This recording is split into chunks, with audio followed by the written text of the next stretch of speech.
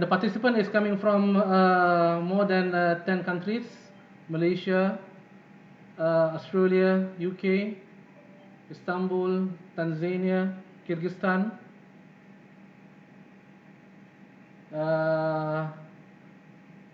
and also a few watching through our Facebook. Okay then, shall we proceed with Mr. John? I would like to give some introduction to all of us. Mr. John is the co-chair of PM for NGOs and co-founder of Pyramid Learning. So if all of you notice that there is a one project management certification for non-profit organization, so Mr. John Cropper is one of the developer of that particular syllabus. So we are happy to have you, John, this today. I don't know how to say it, whether it is a morning in UK, in Istanbul, morning in Kyrgyzstan. Not morning in Kyrgyzstan. It is already evening in Kyrgyzstan. So it is also evening in Malaysia. So John, thank you very much for joining us today. No, thank you so much. And yeah, it's morning here, and it's a nice sunny morning too, which is always good. Yeah, no, it's a real pleasure. It's a real pleasure to be with you all today. And yeah, I mean, Nurul mentioned earlier, you know, that people can ask questions, and I really mean it. It's great.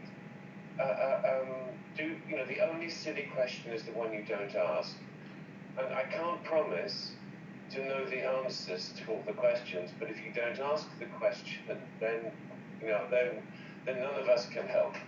And as Khaled, as you so kindly said, yeah, I helped develop the Project D Pro or PMD Pro, the certification, and you know, I'm really pleased by the fact that in round numbers, 30,000 people have been through the certification now in 167 countries. So, you know, it's becoming almost a standard for project management in our sector of non-profits, charities, third sector, whatever we want to call it. Yeah. And as you said, yeah, I'm chair of PM for NGOs, and I set up a small organization, Pyramid Learning, and we believe very much in trying to democratize learning as much as possible, really to try to find ways to get learning about projects, about monitoring, evaluation, whatever it is, but to find ways to get it to as many people as possible. And before that, I worked for Oxfam GB for 10 years. I ran the project management systems in the headquarters in Oxford, which is where I am still. I'm in Oxford, in the UK. I was the program director in Latin America. I also ran a global program on gender and governance. And then I worked for Lingos and then Humentum for 10 years, leading on all of the project management implementation. So that's a little bit about me. And project management obviously includes risk management, because risk management is central. And of course, I think the real challenge, it's really easy. I mean, you know, risk management, we say, oh, what might go wrong? And that's the key question in risk management, what might go wrong? And normally, well, okay, you look over your project, you know, the next year, the next 2 years, whatever the life of the project is, and you talk to other people, you learn from experience, you think what might go wrong, and you do something about it. The problem we have at the moment is really quite simple. It's 2020, and look, this is where we are. We've had fires in several parts of the world, most recently, I believe, in Ukraine. We've got war, we've got COVID-19. I mean, the riders of the apocalypse have had a good year so far. It's incredible, and we've got, so much changing so quickly, and many of us are working from home. Many people are in some sort of isolation, whether it's enforced isolation or people are whatever it is. And so, there are lots of economic impacts that we don't even know yet. So, wow. So you start to look forward and it becomes really difficult. So I just thought it would be great to find out from you. Well, let's look at COVID-19. What does this mean for you at the moment? What do you think? And I appreciate that none of us has a crystal ball. We don't know.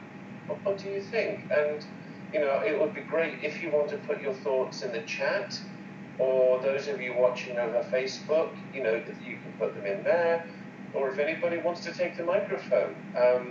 I think the idea is to raise your hand, and then Nurul can give you the microphone if you'd like to speak. So I'll just be quiet for a moment, and then we'll see if there are questions or comments coming in. What does COVID-19 mean for your work?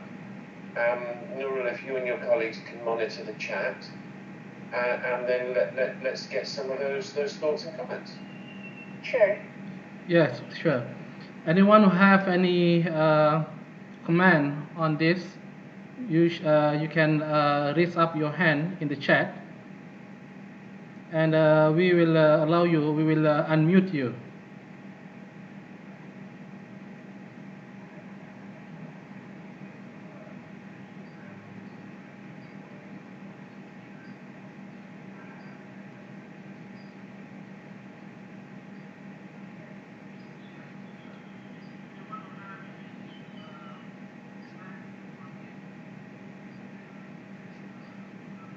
Anyone, Nurul?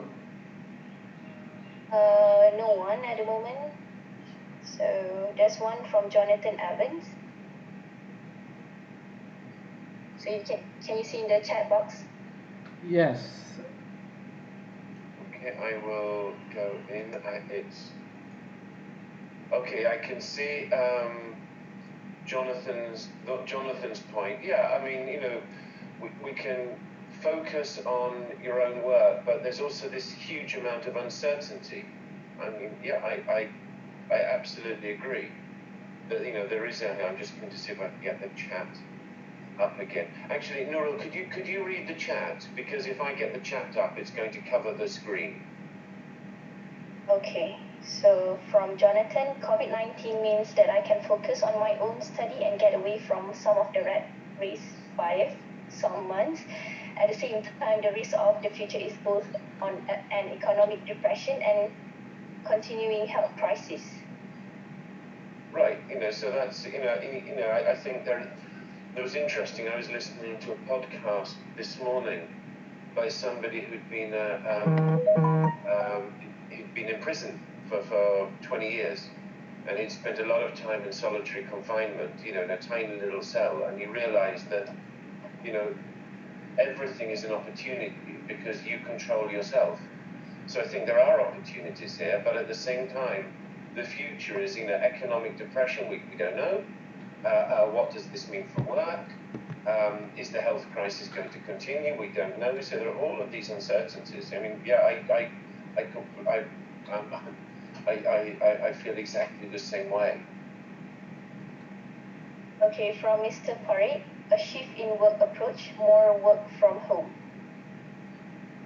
Yeah, but I think a lot of organizations are doing that already, or trying to. I mean, one organization has asked me to help them with virtualizing their project management.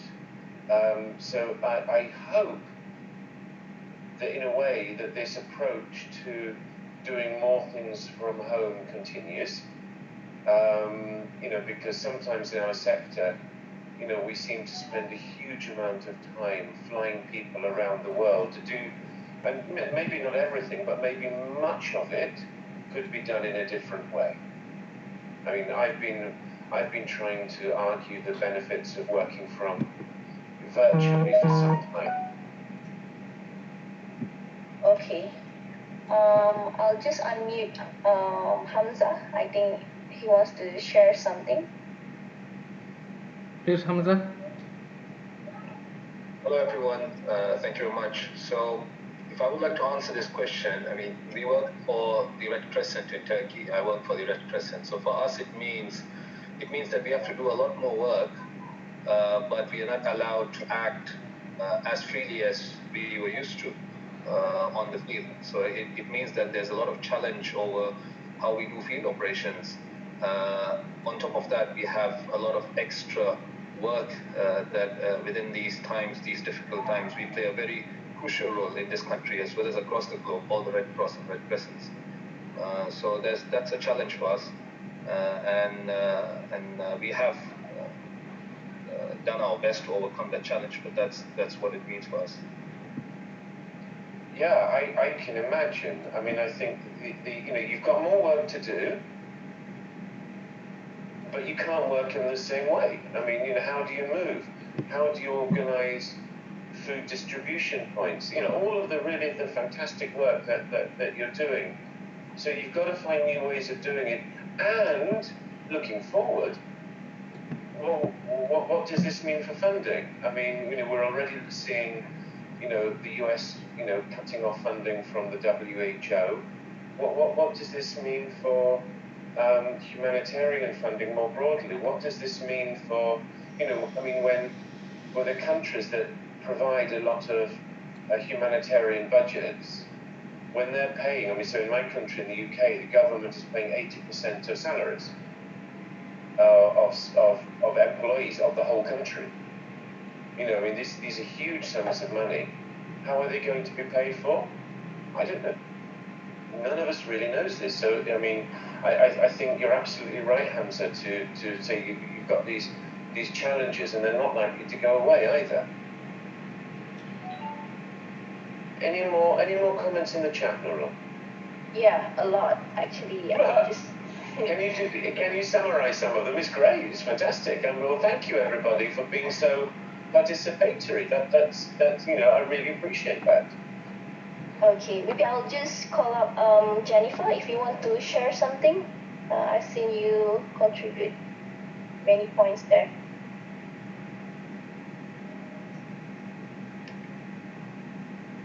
Hi, I'm Jennifer from Malaysia. So what I typed out is now is a great period to find, because this is opportunities for us to come up with new ways of serving the beings in need. Our present methods, our old methods need to give way. So we need to really bring out our creative juice and work on it. And also we must share our resources, our knowledge, our expertise, because we can no longer work as one individual. We must work in a group. So we cannot just say, okay, no, you have your own expertise, you have your people, so you don't want to share with me. No, it's no longer workable this way. Exactly. Thank you. Exactly. I think some great points. Yeah, John. I just would like to add on to what Jennifer shared. I feel that this COVID-19 is a kind of reset button, where before this, most of the NGOs working in silo. Now, when everybody need to coordinate things, when the government are restricting a lot of things, everybody are coordinating, and everybody are collaborating, and everybody they force themselves to do the networking. So that is how this COVID-19 bring a positive side, but at the same time we need to move forward to adapt to that particular situation. Yeah, I think these are all really good points that everybody is making. Actually, I mean, clearly there are interesting opportunities that can come out of this. I like the idea of using it as a reset button for lots of different things, not just the way that I hope that our sector collaborates, but also more broadly. But I agree with you. I mean, one organisation I work with, the problem is that they all work in silos. They've got 3 offices in different countries, but they don't coordinate. And I was saying to them, well, look, now everybody's working from home, so it doesn't matter what country you're in. This is the opportunity to get the teams working. You know, the only thing that's different is the time zone. Exactly. If you're in your room so I know that you're in Kuala Lumpur, Khalid, and I'm in Oxford. The only thing we're both at home. You know, so we're not physically going into an office. So I think there are opportunities, but you know, also some of the stresses that we've got, as there's a lot more work, and we have to work in different ways, and we don't know about the funding, and we've got all of these unknowns. So, you know, I mean, for me, I think one of the really, you know, the real challenges that we've got is we can say, well, I think this, we should do that. This might happen. How do you know? And the honest answer is that we really don't know. We don't have a crystal ball. We're trying to answer this question about what might go wrong. But we have very little knowledge. Although it's incredible the number of people who seem to suddenly become experts on infectious diseases, but you know, we don't have knowledge. We don't have very much experience to draw on. And that's just looking at the medical side of it, the economic effects. I've seen people saying that this might be worse than the depression of the 1930s. Other people say that actually it's an opportunity for I don't know. So, and this is I think, the heart of the problem with risk management in a more traditional sense. And that when we look at risk management within a project, we're typically looking over the life of the project and maybe breaking it down a little bit. But if our project is for 3 years, then typically we're trying to anticipate what might go wrong over the 3 years. We're looking at assumptions that might be in a tool like a logical framework. Every assumptions are usually written as positive statements.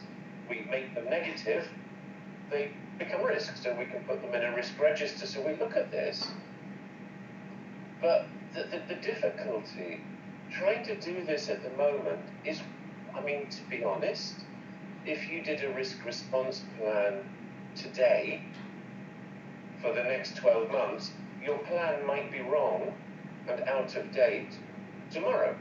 Exactly. Yeah, you know, because so much is changing. We you know, and again, it's not because people are bad. It's not because people are stupid. This is difficult, and there is a lot. There's a lot happening that we don't know about. We don't have experience.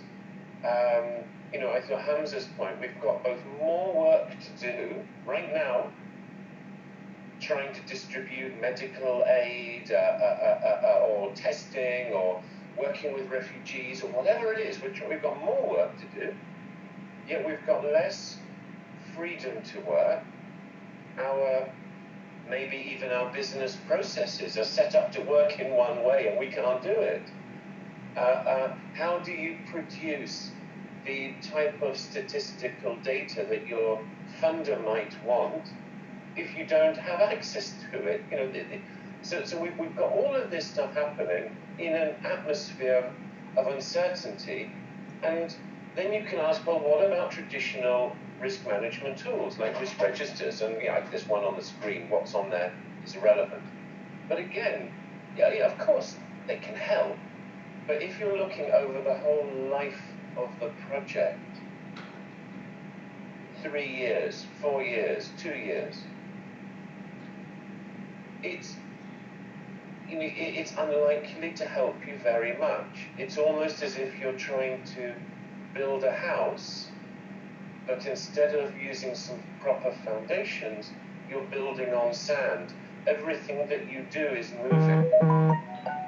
Because at the moment, our world is moving, and we can't really, honestly, predict the extent to which it's going to move. And so I think that this brings me on to, this brings me on, to thinking about, well, what can we do about it? But before we do that, I just want to check in, because I know that Nurul, you're monitoring the chat. Yeah. And I just want to check in to see if before moving on, to see if there are any questions or comments or observations at the moment. Okay, so I'll just let Isaac Ibrahim to say something. Perfect. Yeah. So my name is Isaac. I'm from Somalia, but currently living in Malaysia as a refugee, and I'm mainly running one of the refugee land centers in Malaysia.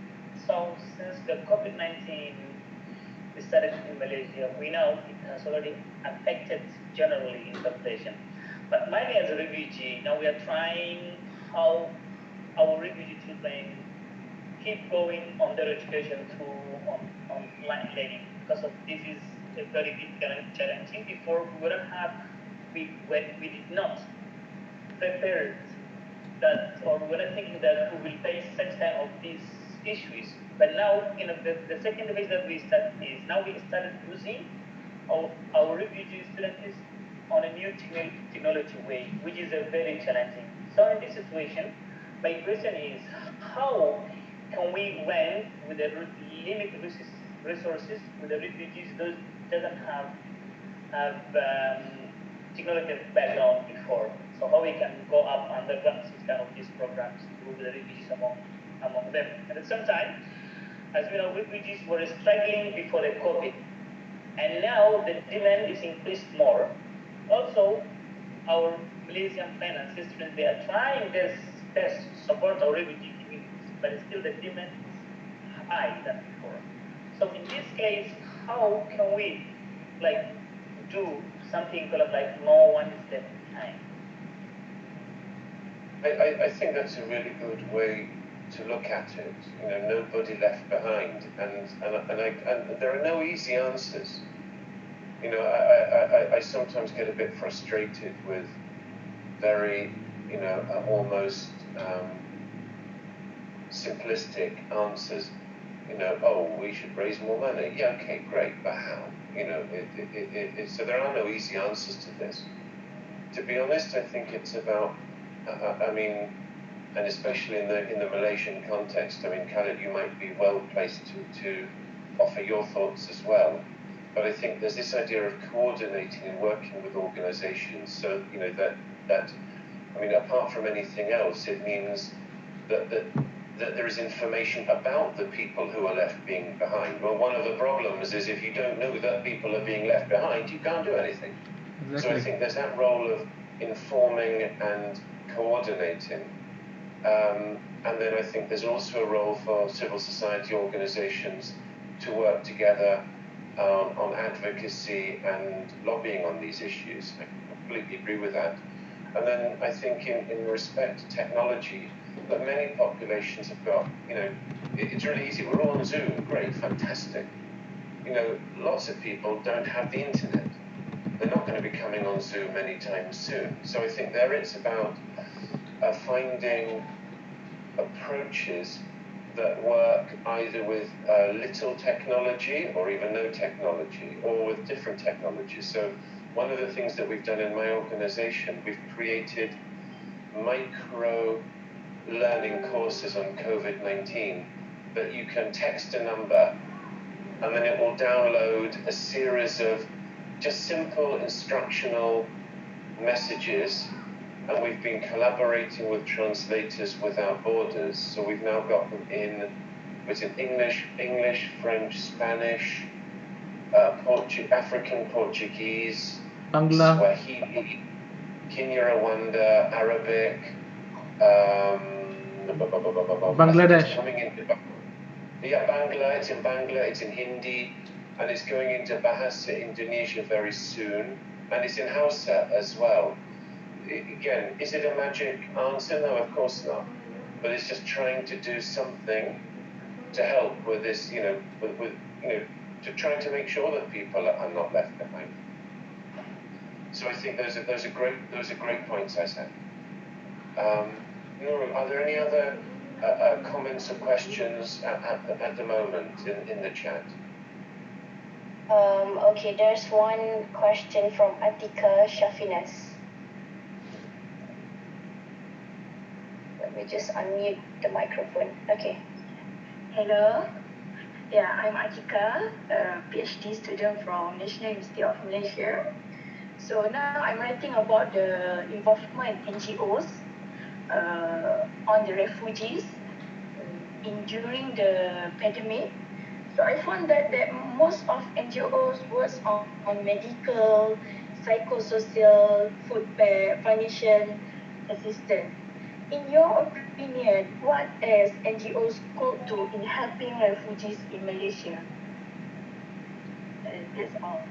Okay, no, thank you. And again, Khalid, I think you'll be really well placed to comment on this. But my own thought is that the role of NGOs is around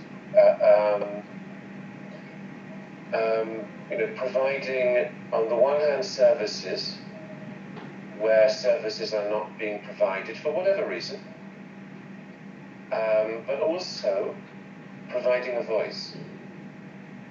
And I think that that's an important role that sometimes gets forgotten about, that civil society has that role. And I always get a little bit nervous about the word non-profit, because that's talking about money, and actually I think that civil society is so much more than that. So I think, yes, there's a role for services, of course, but there's also a role for voice, and that takes you to thinking around whether it's mobilization, advocacy, lobbying, and there's also a role as part of voice for holding organizations, whether that's private sector organizations or public organizations, and holding them to account as well.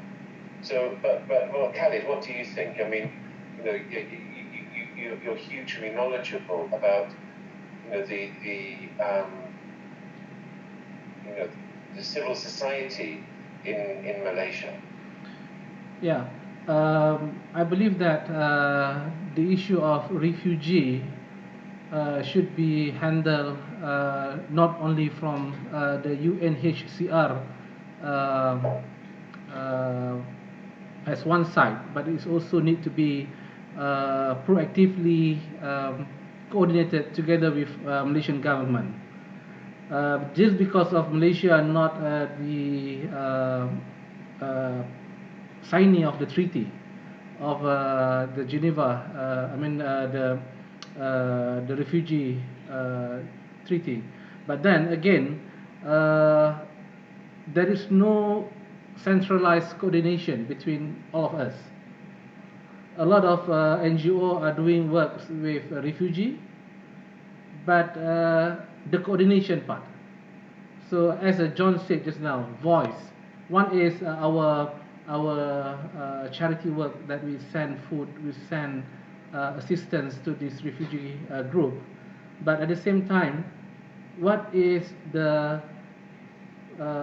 preparation that we give to the refugee? What is the empowerment that we give to the refugee? But at the same time, in this issue, we cannot answer the question from one side, not only from NGO point of view, but you need to see it from a holistic, eagle-eye view.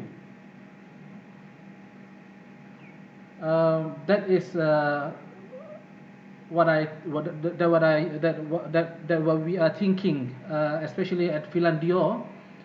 When we go to refugee, the main purpose of helping and assisting the refugee is not because of they need food and they need money, but our approach is more towards empowerment. How to prepare the refugee for the actual life, not only waiting assistance, but also playing active and proactive approach. Yes, John. Okay, yeah, thank you. No, I think it's really helpful, and you know, I do think it is really important that people join together, and not just whether it's about refugees, but I mean on any area. I mean, I thought, you know, Isaac's point is, you know, civil society should be making sure that people are not left behind. It doesn't matter who they are. Exactly. And then I think that role of coordinating and working together, whether that's on a geographical basis or a sector basis, doesn't matter. But working together is better than working in isolation. But what we're starting to do is we're starting to think about solutions, which is great. All right. So we know that with risk management, we know that this is difficult. We know that so many things are shifting, changing. We don't have a lot of information to go on. We don't have much experience, and you know, the future is so uncertain. How can we manage risk? And we've just said that looking over, say, 12 months or 2 years, the life cycle of a project, well, you know, your plan is probably wrong tomorrow. So what can we do about this? Yes. And you know, these tools can help us, all right? So if we remember that risk management is about asking this question, what might go wrong? What we need to do is ask it over a shorter time frame. And so this isn't just about risk management, it's also about planning and implementation. But I mean, the way in an emergency situation that you can make some of these tools work for you is to bring the cycle right down. Answering that question, what might go wrong in 12 months? It's likely to be a very high level answer. We might have a global economic depression. Yeah, okay, we might. But it's very hard to act on that in a meaningful way. We might have different ways of working. Yeah, we might. We don't know. Difficult to act on that. But if we start to say, what might go wrong tomorrow? What might go wrong next week? And what might go wrong in the next 2 weeks? Because it's closer in time, it's possible to have, well, we have more information, we have a lot more information, but it's also possible to have a much more grounded conversation about this. So, you know, if we think about this, I mean, Khalid, maybe I could ask you to think about this from, you know, the point of view of your organization. Yes. You know, if you look 12 months, it's really difficult, but what might go wrong in the next 2 weeks? I mean, you think about the work that you're doing, what might happen in the next 2 weeks? What might go wrong? The first thing that, especially the NGO, when they would like to do something or to initiate something for their initiative, the first thing that we might be go wrong is, especially in Malaysia, when the government decide the way how government decide the lockdown or the partial lockdown in Malaysia is based on every 2 weeks. So we don't have, for example, the first phase from 18 until end of March, and then the second phase is from 1st of April until 14th of April. So when we are at the second phase, we are expecting that we could initiate our things by 15th of April. But at the end of the day, by 15th of April, we need to extend another 14 days. So still there is no clear direction for the organization. But I will always tell our fellow CSO or NGOs, they need to plan ahead, no matter what. We could so let's think about, no, I think this is great, Khalid. So let's think about the next 2 weeks, all right? Yeah. You've got this uncertainty. What work were you planning to do in the next 2 weeks? And what might go wrong with it? Yeah. For example, if we were to plan that after these 2 weeks, we need to send food supply for vulnerable community, for example. We make purchase and everything, but out of sudden, our purchase is not arrive on time due to the lockdown. So this is a great example. So yeah. this is a really good example. So because you're talking about a concrete food purchase. Now, talking about 12 months, you can't do that because you're talking in just quite general terms. Exactly. But we've bought some food, but it might not arrive because of the lockdown. Okay, so what could you do to help manage or mitigate that risk? What do you think what sort of things could you do? Now, none of this is magic. You can take mitigation actions, and sometimes they don't work. That's life. But what could you do to help manage this risk about your food delivery not arriving? Maybe the first mitigation strategy is that we could order that particular food from the local market, not waiting for the maybe import from somewhere else. Yeah, but at the same time, like what we are doing currently, we are providing personal protection equipments to hospitals.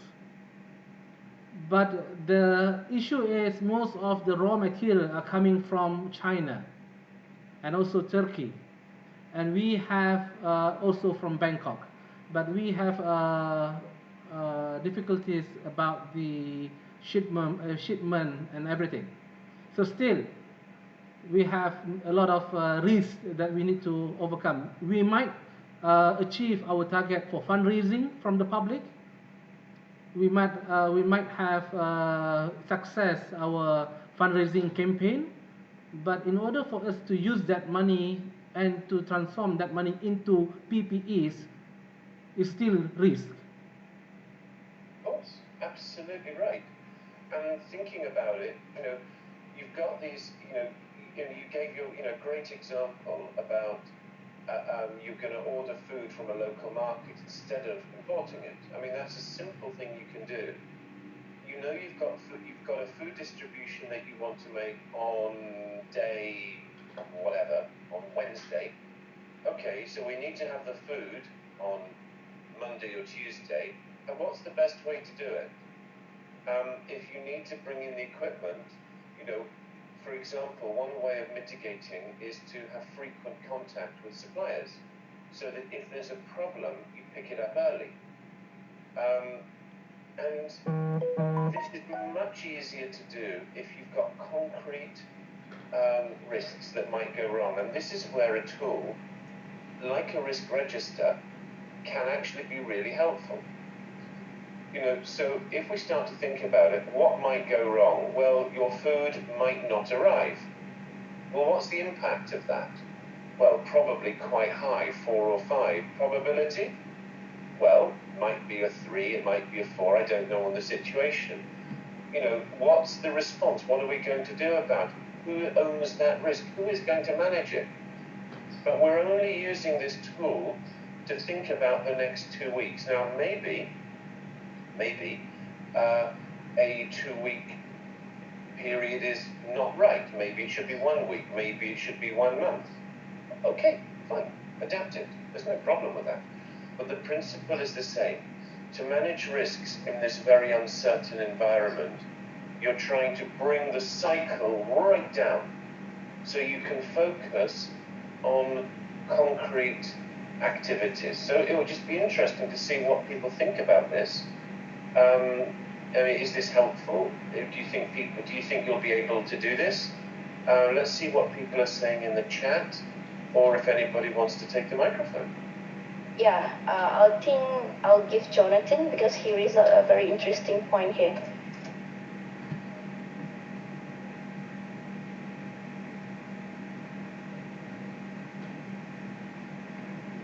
Jonathan Evan.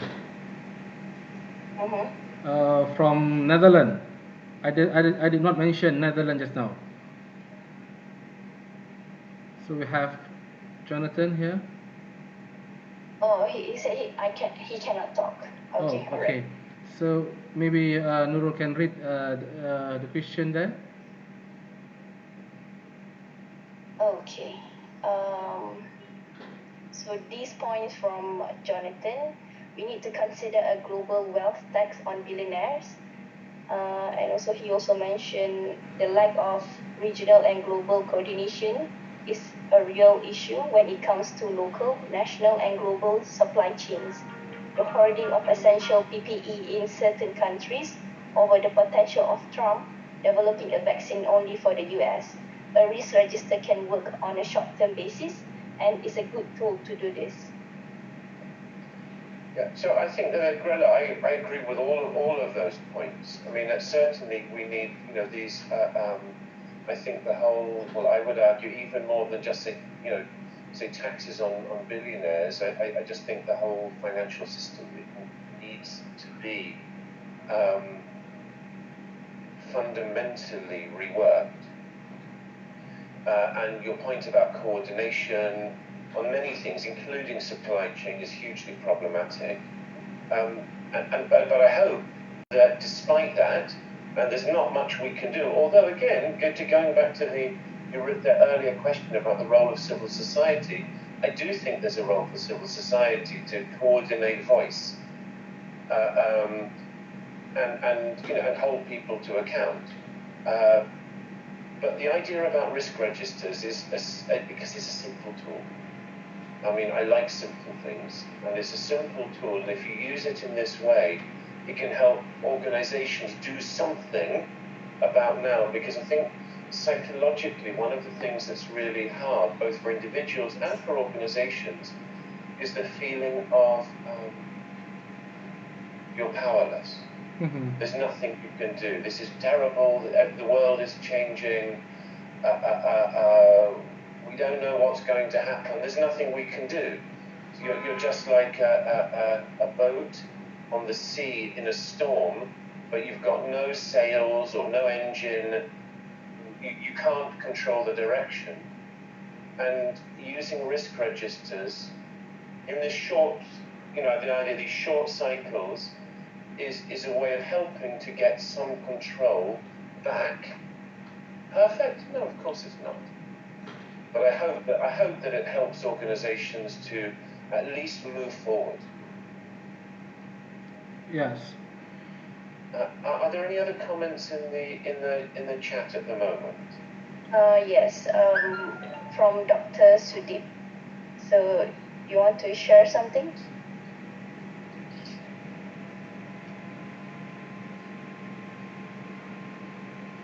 No, okay. Okay. Dr. Sudeep He said no. Okay, Dr. Sudeep said in here. I think there's some question in the social media as well. Fantastic. If you could tell me those questions, I'm happy to cover them. Okay, Hassan, can you help me on that?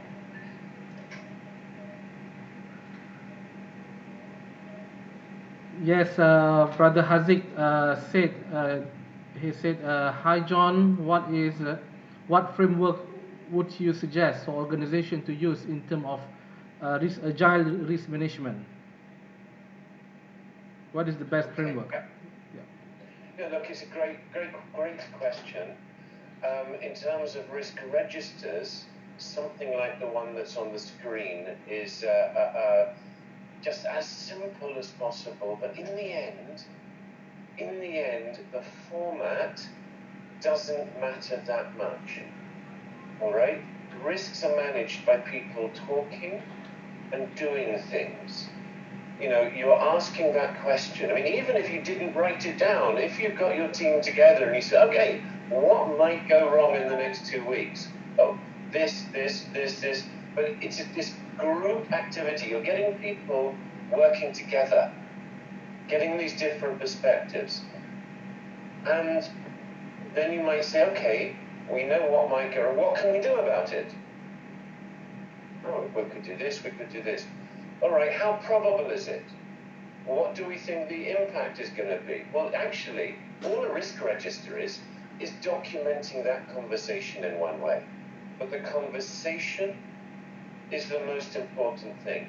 And then it's also not doing it once and then forgetting about it, you know, because that doesn't help anybody. It's trying to make risk management an integrated part of what you do.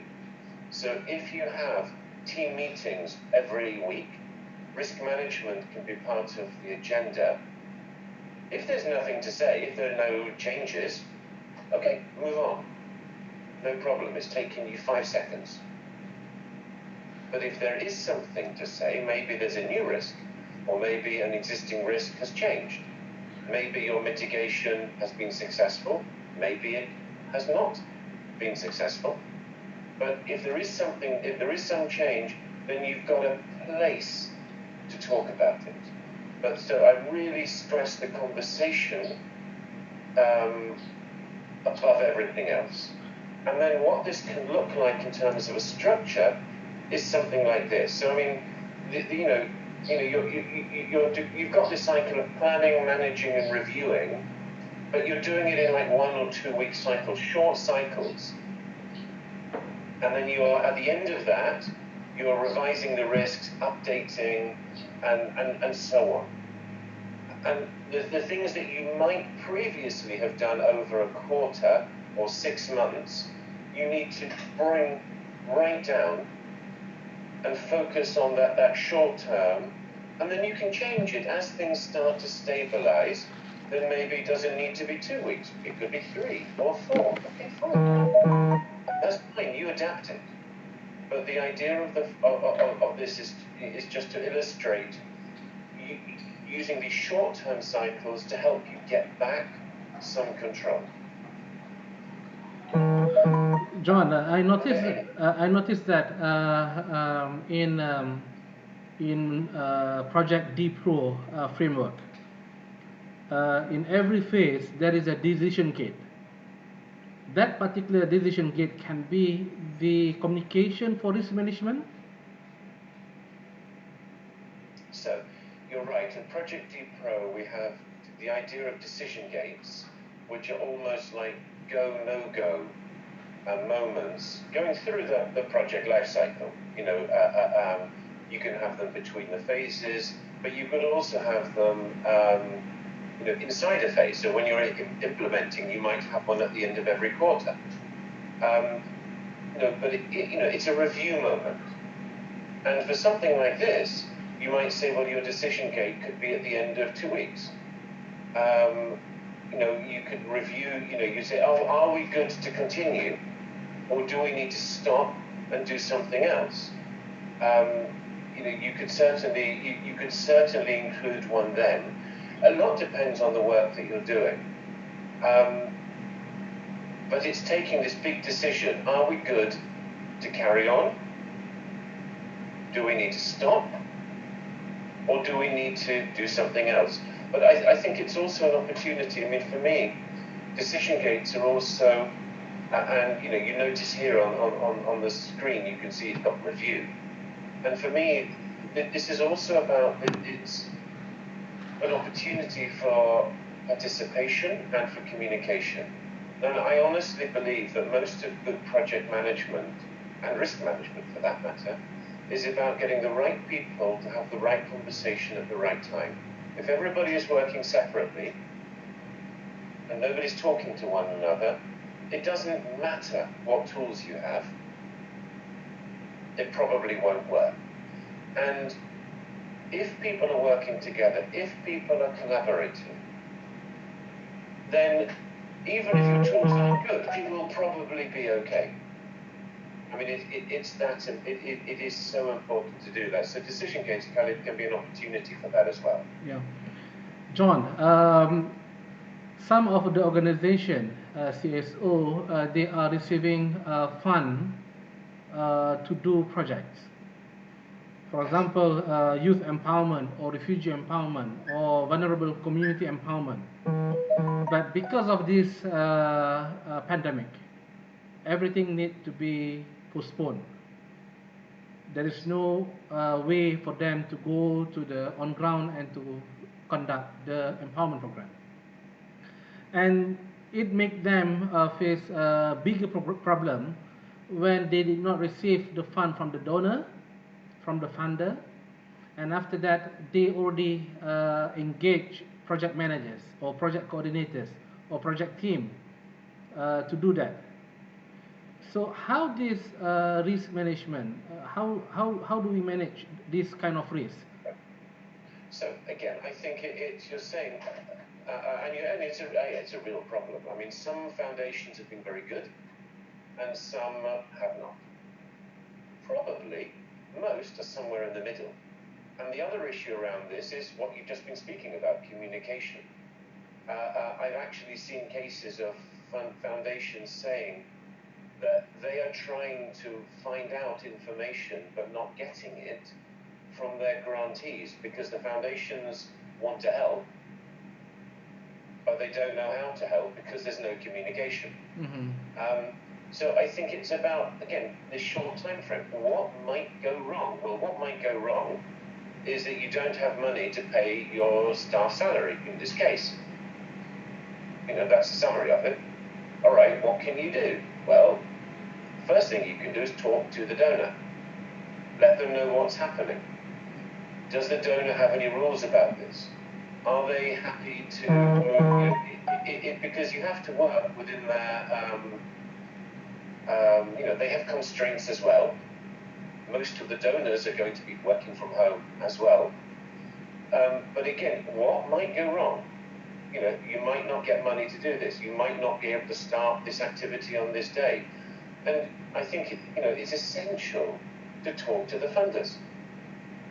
And it may be that the donor says, just stop. No, we can't do anything.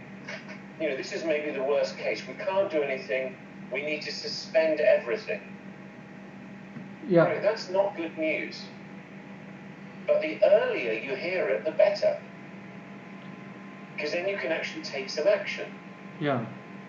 Whereas if you hear it 6 months later and you've been paying salaries for 6 months, you're stuck. Yes, exactly. So I think it's getting information, talking with people as early as possible. But it is going back to that format of the risk register. What might go wrong? But in really concrete terms, not, we might suffer another epidemic. Yeah, okay, might.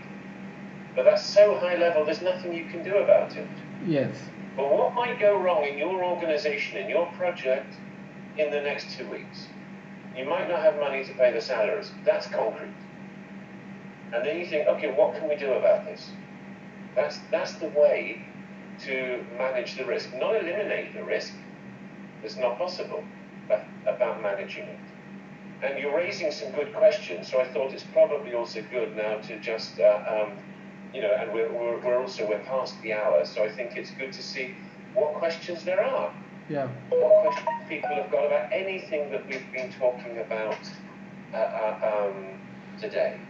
Yeah, John, I would say that this pandemic make every civil society organization stronger and better, because now when the funding from donors might be stopped for their planned initiative, but having agile risk management where they need to replan and re-strategize their initiative immediately. Dr. Sudip from Malaysia said his opinion is this risk management is not even up to 2 weeks. It might be daily basis, day-to-day basis.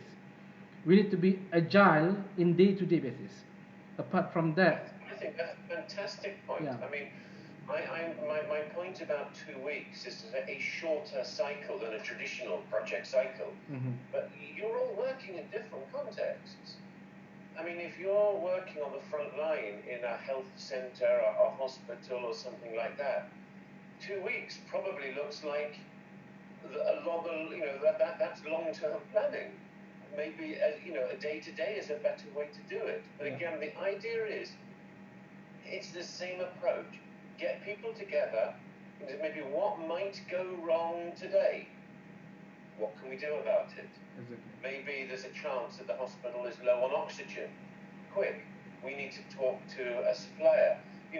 But again, it's the same process. I think where risk management doesn't work is when one person does it.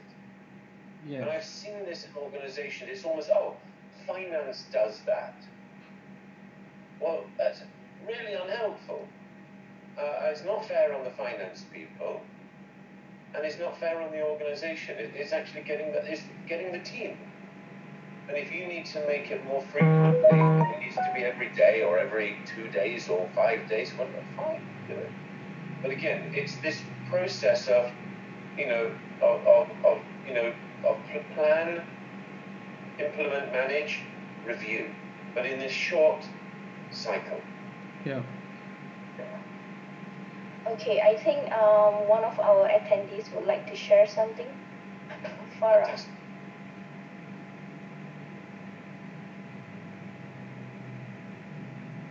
Yes, Farah. The floor is yours.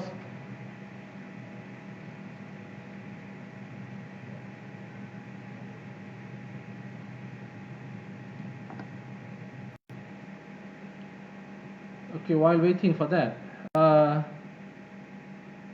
I think why I said just now the pandemic is like a reset button, because also when the Farah is here. Yeah, Farah is here. Okay. Hi. Hi, Farah. Hi. Okay, yeah, for the past almost 2 years, we've been working together with NGO NGI that is helping the stateless community in Sabah, especially the one that is living the landfill. Okay, so truly see that this is a real challenge when even in a normal day, the situation that they are facing over there is really challenging when they are unable to find any sustainable income, okay? And when pandemic hits, that is even worse, okay? And actually just now, I have been receiving a lot of calls from them that they are crying out for food resources and supplies, like that.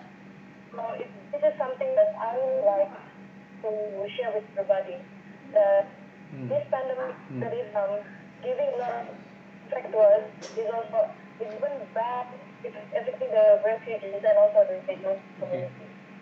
And I truly hope that there will be a platform where every NGO can meet together in that platform that will be able to tackle the issue together.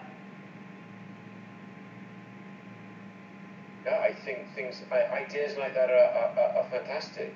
Whether it's even if it's simple communication platforms, whatever they are. But I just think working together, it's so much. I think civil society is so much stronger when it works together. Yeah, I understand. It's why here in the UK you've got platforms like there's the the British Overseas NGO group, which again, and they will come together and lobby government. You've got in the US you have Interaction. You're looking for mechanisms to bring civil society together, because one organization might be just 4 or 5 volunteers doing some great work, but their voice is small and quiet. But if they're part of a movement of thousands of organizations, then the voice is much stronger. Exactly. Yeah, I do believe that too, because like Miss Jennifer Chua, the one that she have shared her opinion before this. He's an NGI that is working tirelessly effort at the landfills, but she alone able to bring twice medical aid to the communities there. And it's really good work that she has done. And my point of view right now, because since there's a lot of people really affected by this, it seems like the state community is totally helpless. And funding, on the terms of funding to pay this community is truly a challenge for us. I've been like working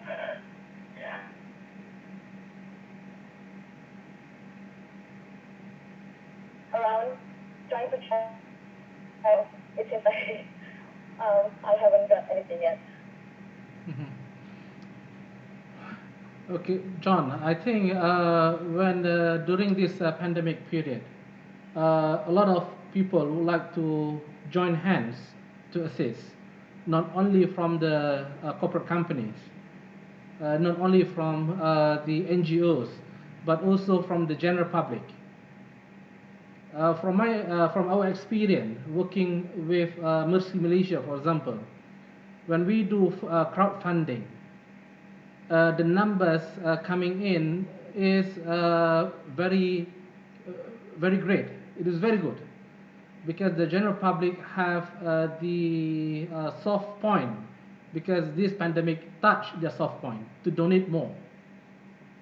So we do believe that we cannot wait for opportunity to come. Agile risk management could be seen from, I believe that most of our CSO are stuck because of funding.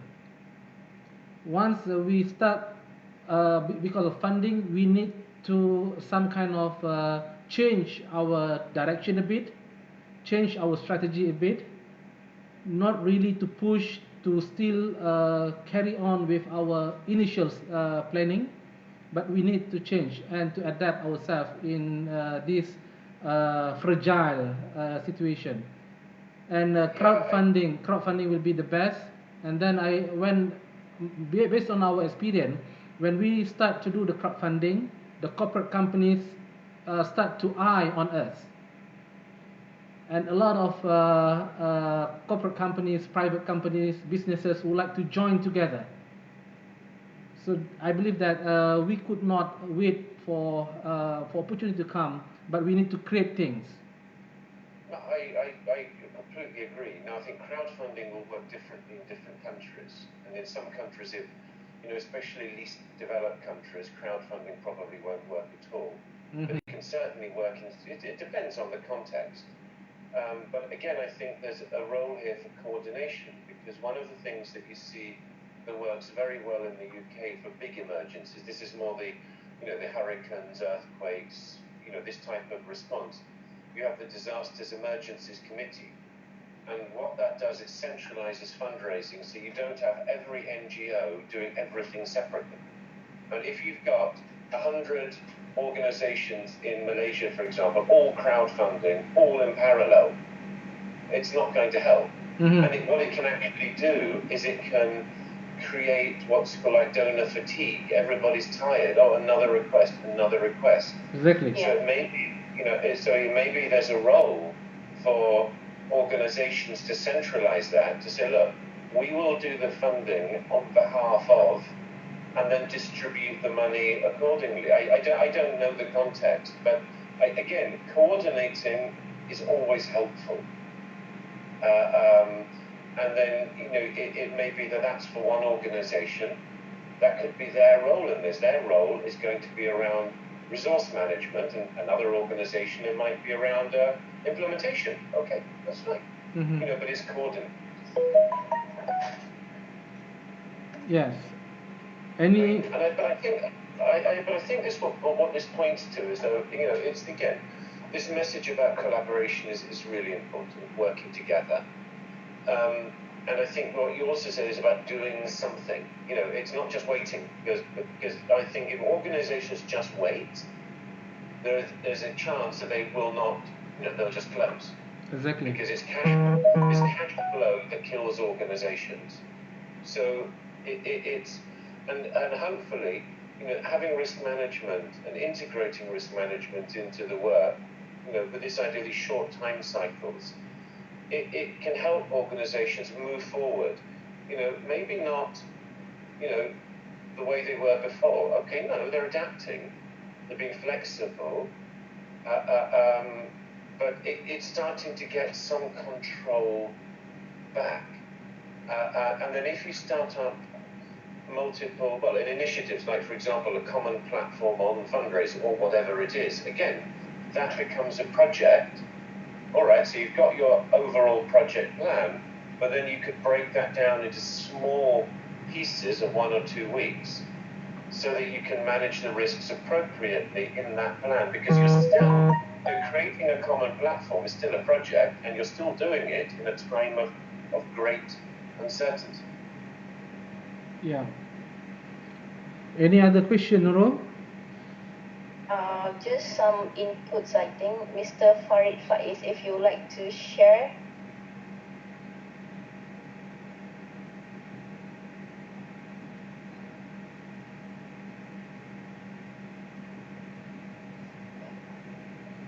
Yeah.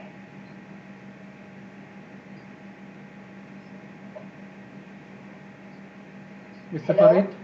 Mr. Farid Faiz, do you like to share anything?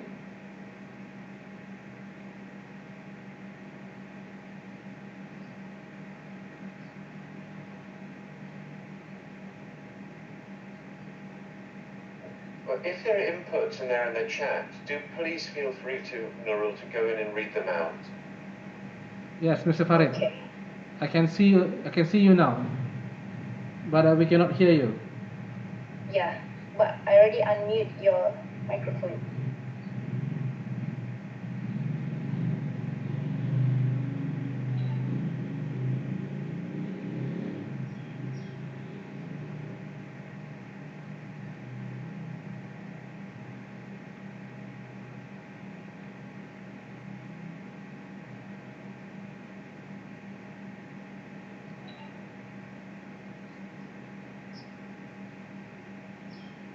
So, We still cannot hear you, but then we can see you.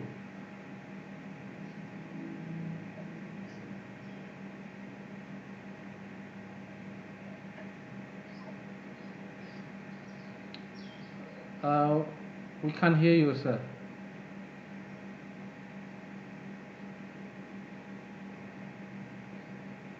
Maybe Nurul can read through the comment first, Nurul, while waiting for the technical. Or maybe you can Okay. don't use your hand-free, but directly to your laptop, maybe. While waiting for that, can you read some the comment from Mr. Farid Faiz? So Mr. Farid is saying, I understand your suggestion to plan within a short cycle. A 2 weeks duration in our case study makes sense since we are actually living in unprecedented and uncertain times. Things are shifting by the hours and days. The next comment is, are we saying that think of risk management in relative longer duration, for example, 12 months instead of 2 weeks? It's not wise or proper in this pandemic and uncertainties that organizations face during these times, say compared to a more certain stable times where the parameters are much more within our ability to handle because we know and able to manage or cope with. Yeah. So I think, again, this idea is that looking at the long term at the moment is difficult. It's possible, I suppose, but it's difficult. So the idea of having these short cycles is just to make it more manageable. It's a little bit like, if you have a cake, you can eat a cake in a lot of different ways. You can take the whole cake and try to just stuff it into your mouth. It's messy, and you may get sick, you won't be very successful. Or you could chop the cake into smaller pieces.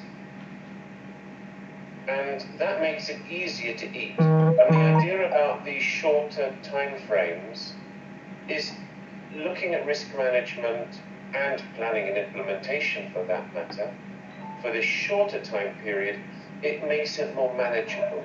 Because it's shorter, you have more information. It's very difficult for me to plan what I'm going to be doing in detail in 6 months, but I can plan in detail what I'm going to do tomorrow just because it's closer and easier. Yeah, exactly. And then if people are interested in learning more about all of this, well, there is the Project D Pro certification. I mean, that talks specifically about risk management and locates it within the project cycle. So, those materials. The guide is available for free on on the PM for NGOs website, and maybe Khalid, it's possible afterwards to send links to all of the participants where they can learn some more. Yeah, sure, we'll share. Because I do think it's important that organizations, civil society organizations, do plan forward and think about risks. Because if you don't think about risks, it's a little bit like you're driving a car at night and you can see a lorry coming straight towards you. Well, if you're driving at night, you would do something. You might stop, you might signal, you might pull over. You probably wouldn't do nothing, because you can see the lorry getting closer and closer. And it's the same with this. If we do no risk management in civil society organizations, we don't stop the risks. The risks are still coming. It just means that we are less prepared to deal with them if and when they happen. Yes, exactly. Okay. I think that's all from the chat box. Mm-hmm. Okay, thank you, Nurul. Okay, John. I think we already passed, and we already, our life is already 1 hour plus. Yes, well, I hope this has been helpful for people. Yes. And that's the idea about looking at simple ways to use existing tools, just as a way to help organizations move forward. Yeah. I just would like to share with all of us that Philandure is working on philanthropy hub in Malaysia, and also it is a platform where we can share a lot of things. So basically, when we all of us saying that we need to collaborate to achieve the common mission, so it is very important for us to have a common platform. Like here, also Farah said we need to have a common platform and everything.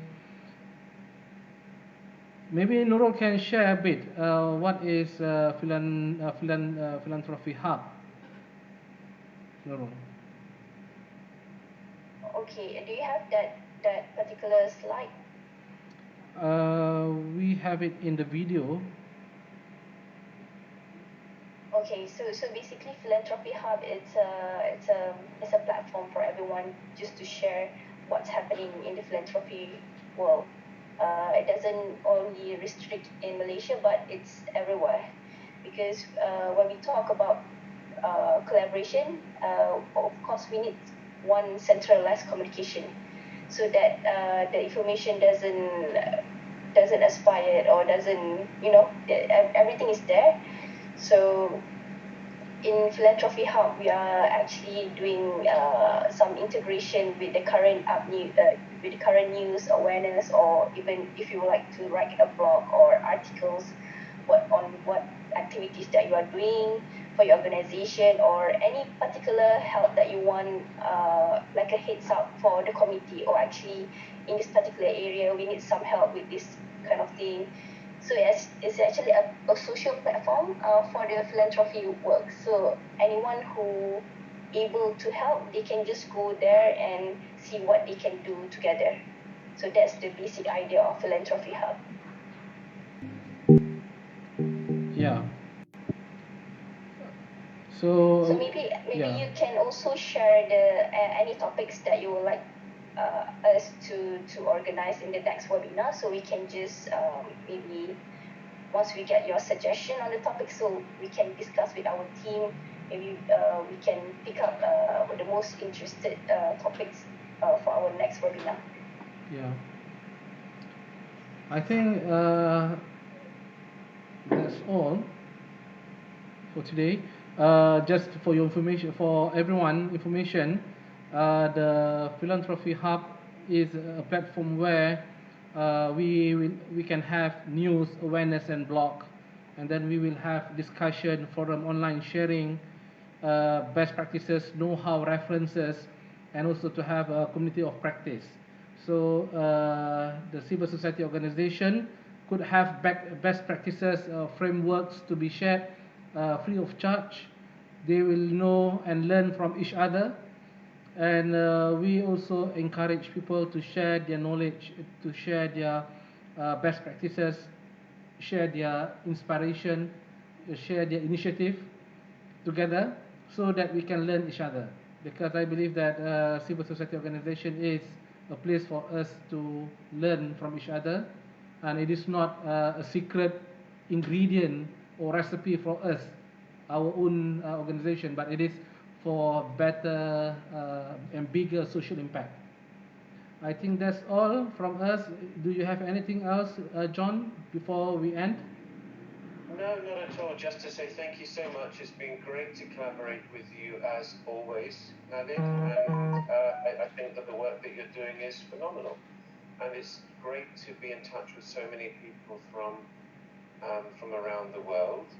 We'll send out links, and as I really believe it, the only silly question is the one you don't ask. And if that means asking a question tomorrow or next week, that's absolutely fine. Sometimes you need to think and reflect, and then you have a question, and then if Khalid and I can help, we will. So thanks so much, and back to you, Khalid. Thank you very much. We welcome anyone from this forum would like to share anything that you believe that it is a good worth sharing for the civil society organization throughout the globe. We welcome you to email us, and Nurul will give the link for us to communicate in the chat room. So we invite and welcome more people to join this good initiative to learn from each other. So I think that's all for today. Thank you very much. We hope that we can see in our next webinar. We will be having webinar on every Wednesday same time, and place you might be having it on your bed and everywhere. You can have it anywhere that you would like to have it. Thank you very much, everybody. All right, thank you. See you all. Bye-bye. Bye-bye. Bye.